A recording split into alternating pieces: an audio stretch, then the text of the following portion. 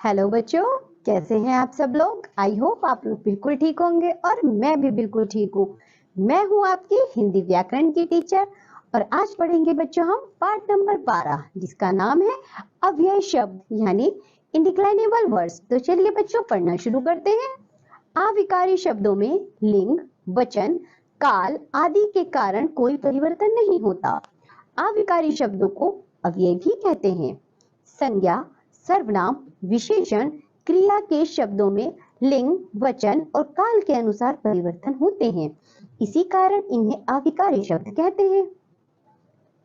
कुछ शब्द ऐसे होते हैं जिनमें लिंग, वचन, काल आदि के कारण कोई परिवर्तन नहीं होता।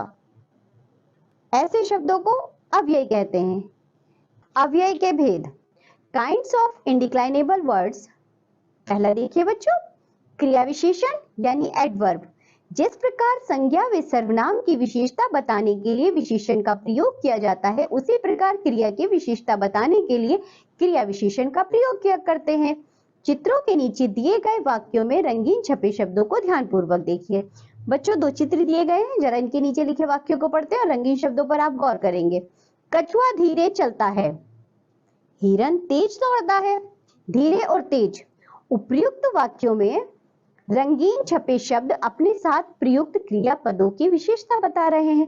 पहले वाक्य में धीरे शब्द क्रियापद चलता है की विशेषता बता रहा है। दूसरे वाक्य में तेज शब्द दौड़ता है क्रियापद की विशेषता बता रहा है। अतः धीरे व तेज शब्द क्रिया विशेषण है। बच्चों विशेष देखिए जरा, क्रिया शब्दों की विशेषता बताने वाले शब्दों को क्रिया विशेषण कहते हैं। हम विशेषण पढ़ चुके हैं बच्चों। हमने यहाँ पढ़ा है जो क्रिया की विशेषता बताते हैं वो क्रिया विशेषण कहलाते हैं। अब करने की बारी। Now let's do. निम्नलिखित क्रिया विशेषण से वाक्य बनाइए। Right sentence from the following adverb. पहला देखिए बच्चों क्या है, पर्याप्त। आप क्या बनाएंगे इससे? इस बोतल में पर्याप्त मात्रा में पानी है। बच्चों यहाँ कुछ शब्द दिए गए हैं जिसमें पहला शब्द देखिए क्या है, पर्याप्त। पर्याप्त से ऐसा वाक्य बनाना है जिसमें क्रिया विशेषण आए। चलिए देखते हैं क्या बनेगा। सीमा ने पर्याप्त खाना बनाया है। बच्चों पर्याप्त विशेषण आ गया और क्रिया यानी कि खाना बनाना हो रहा है। बच्चों इसी तरह जो और भी शब्द दिए गए हैं आपको क्रिया विशेषण से वाक्य बनाने हैं। चलिए आगे बढ़ते हैं। क्रिया विशेषण के भेद। Kinds of adverb. अर्थ के आधार पर क्रिया विशेषण के 4 भेद होते हैं। पहला देखिए बच्चों, कालवाचक क्रिया विशेषण यानी कि एडवर्ब ऑफ टाइम। इस क्रिया विशेषण शब्दों से क्रिया का काल यानी कि समय ज्ञात होता है। जैसे विशाल हमेशा सोता रहता है, हम आज दिल्ली नहीं जाएंगे, हम कल देहरादून जाएंगे, मैं प्रतिदिन विद्यालय जाता हूँ। ये क्या थे बच्चों? ये है कालवाचक यानी कि हमें समय का पता चल रहा है ना, आज, प्रतिदिन, कल, हमेशा। इसी तरह देखिए बच्चों आगे भेद है स्थानवाचक क्रिया विशेषण यानी कि एडवर्ब ऑफ प्लेस। इन क्रिया विशेषण शब्दों से क्रिया के होने का स्थान ज्ञात होता है। जैसे वह बाजार जा रहा है, रमेश नीचे बैठा है, यहाँ कोई नहीं है। बच्चों जैसे बाजार, नीचे, यहाँ यानी कि हमें उस प्लेस का, उस स्थान का पता चल रहा है। ये कहलाते हैं स्थानवाचक क्रिया विशेषण। रीतिवाचक क्रिया विशेषण यानी एडवर्ब ऑफ मैनर। इन क्रिया विशेषण से क्रिया की रीति अर्थात विधि ज्ञात होती है। जैसे बच्चों देखिए जरा, जल्दी जल्दी कार्य करो, नमन अचानक आ पहुंचा, विभु जोर से बोलकर पढ़ता है। तो बच्चों इन वाक्यों में जल्दी जल्दी, अचानक और जोर से, ये सब क्या है? ये है रीतिवाचक क्रिया विशेषण। चलिए आगे बढ़ते हैं। परिमाणवाचक क्रिया विशेषण यानी एडवर्ब ऑफ क्वांटिटी। इन क्रिया विशेषण से क्रिया का परिमाण या मात्रा ज्ञात होती है। जैसे राजीव खूब खाता है, आयुष बहुत बोलता है, रवि कम कमाता है। तो बच्चों ये क्या कहलाएगा? यानी कि जिससे हमें परिमाण पता चल रहा हो, खूब, बहुत, कम, ये सब कहलाते हैं परिमाणवाचक क्रिया विशेषण। चलिए अब करने की बारी। Now let's do. निम्नलिखित क्रिया विशेषण से वाक्य बनाइए।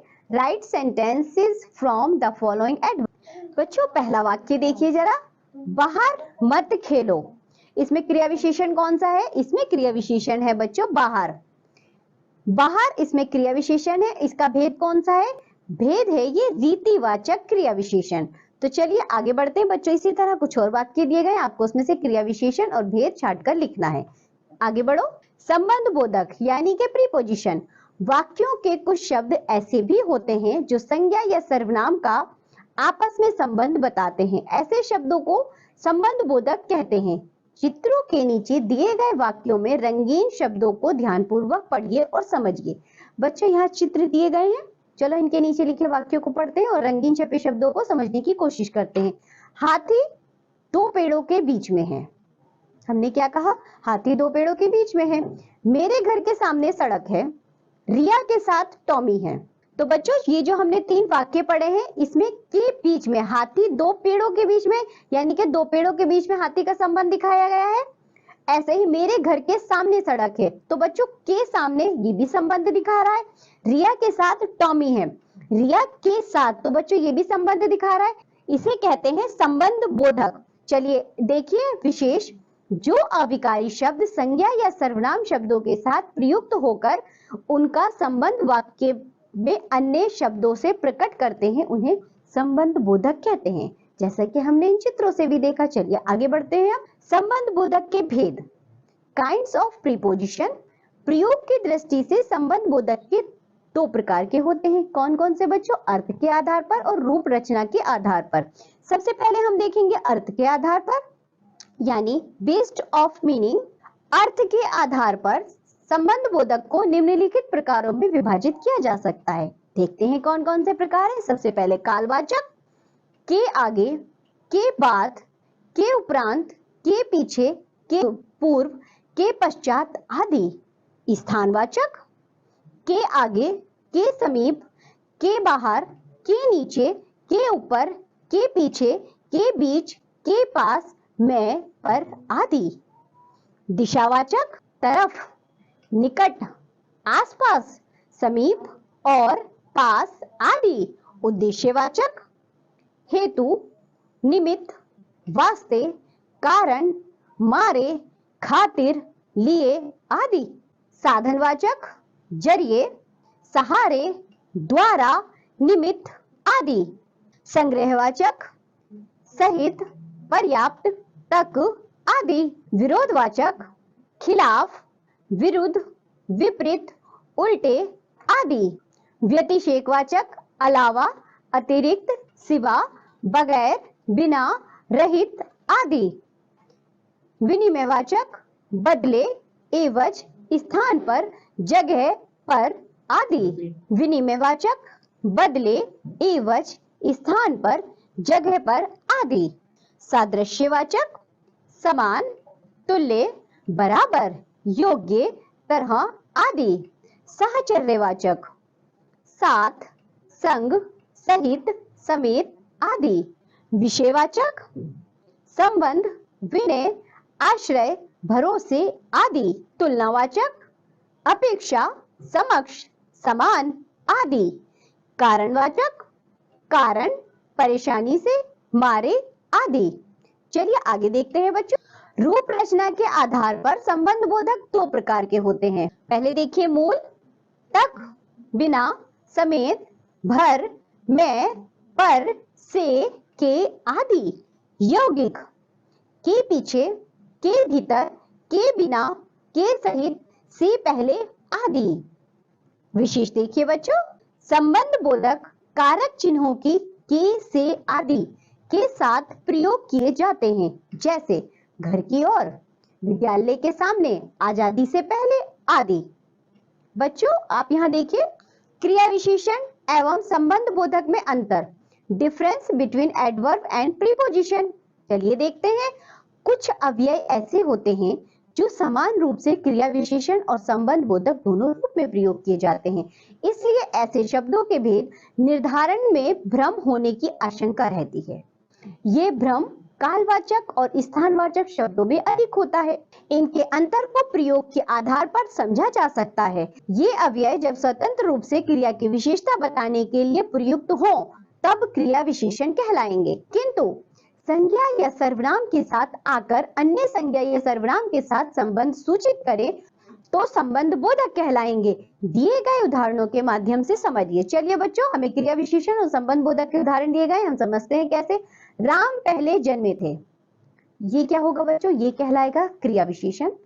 राम भरत से पहले जन्मे थे, बच्चों ये संबंध बोधक है। क्यों? क्योंकि हमने यहाँ भरत से संबंध दिखाया है, राम भरत से पहले जन्मे थे। इसी तरह एक और उदाहरण देखिए, मोहन निकट खड़ा है, ये है क्रिया विशेषण। मोहन रोहन के निकट खड़ा है, बच्चों यहाँ हमने संबंध दिखाया है इसलिए ये संबंध बोधक है।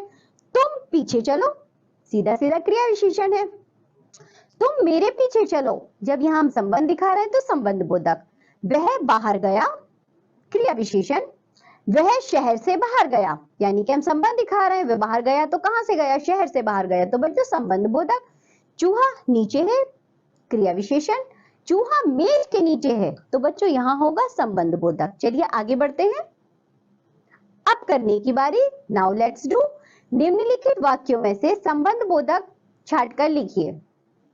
Separate and right the preposition into the following sentences. बच्चों पहला वाक्य देखिए जरा, स्टूल के नीचे चूहा था, तो इसमें संबंध बोधक कौन सा है, ये नीचे। आप लिख देंगे इसे के नीचे संबंध बोधक है। बच्चों इसी तरह और भी वाक्य दिए गए, आपको संबंध बोधक छांट कर लिखना है। चलिए आगे बढ़ते हैं। समुच्चय बोधक यानी कंजक्शन।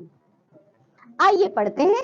वाक्य में दो शब्दों को जोड़ने, वाक्यांशों को जोड़कर एक वाक्य बनाने तथा अलग अलग वाक्यों को जोड़कर एक वाक्य बनाने के लिए कुछ अविकारी शब्दों का प्रयोग किया जाता है।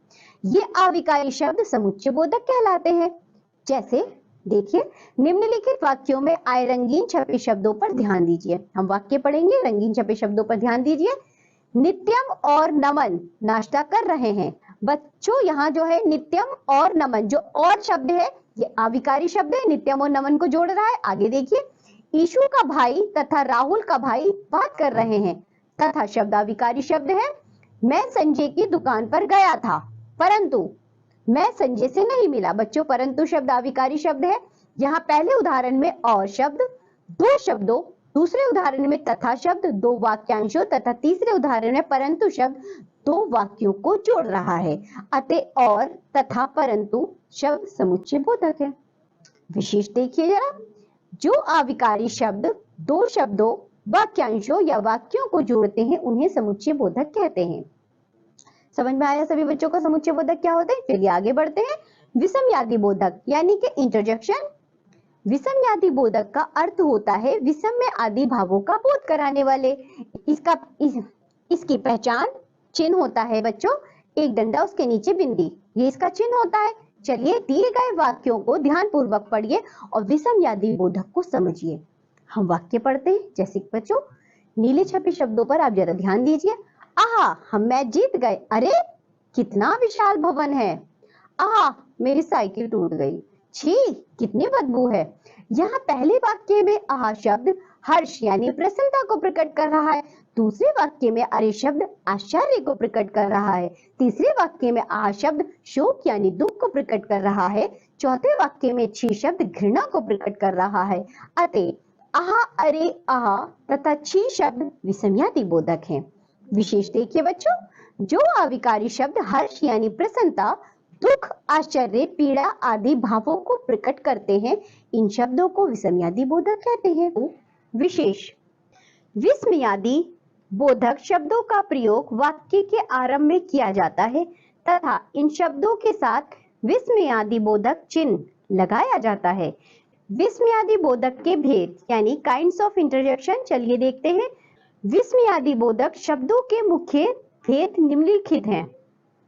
जैसे हर्ष बोधक, शाबाश, वाह वाह, धन्य आदि।